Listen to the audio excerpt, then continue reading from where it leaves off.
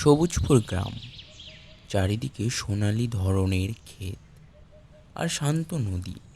দিনের আলোয় এই গ্রাম যতটা সুন্দর, রাতের অন্ধকারে ঠিক ততটাই রহস্যময়। শহরের কলেজ পড়ুয়া বিপ্লব এবার ছুটিতে তার দাদুর কাছে এই গ্রামে বেড়াতে এসেছে। সে মনে প্রাণে বিশ্বাস করে ভূত বলে পৃথিবীতে কিছুই নেই।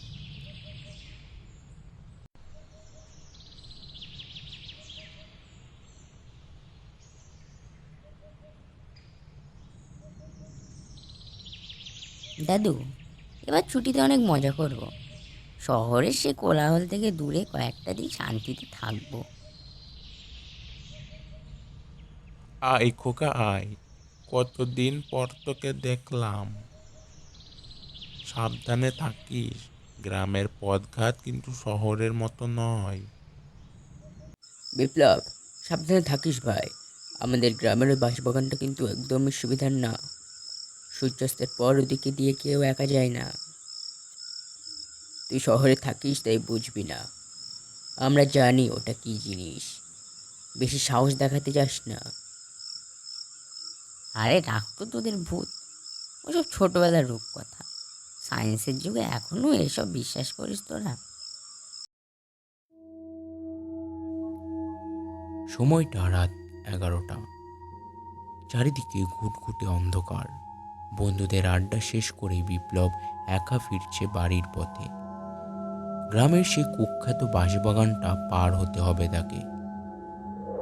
হঠাৎ বাতাসের শব্দ বদলে গেল, যেন কেউ ফিস ফিস করে কথা বলছে।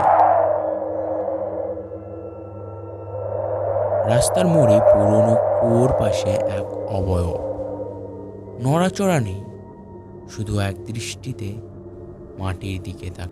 দাদু, ও দাদু, এত রাতে এখানে বসে কি করছেন? শরীর খারাপ করেনি তো আপনার? ওটা কি ছিল? কুয়োর ভেতরে হাত? না না, ভুল দেখছি। আমাকে দ্রুত বাড়ি পৌঁছতে হবে। বিপ্লব কি জানতো এই দেখা তার জীবনের সব থেকে বড় ভয়ঙ্কর অভিজ্ঞতা হতে চলেছে? বিপ্লবের টর্চের আলোটা কাঁপছে। কুয়াশার ভেতরে থেকে নেমে এলো এক দীর্ঘ ছায়া। সাদা শাড়ি, লম্বা চুল আর আগুনের গোলার মতো লাল চোখ।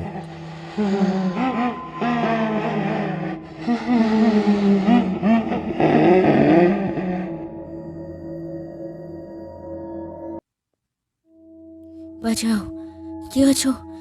দাদু, দরজা খোলো, আমাকে বাঁচাও।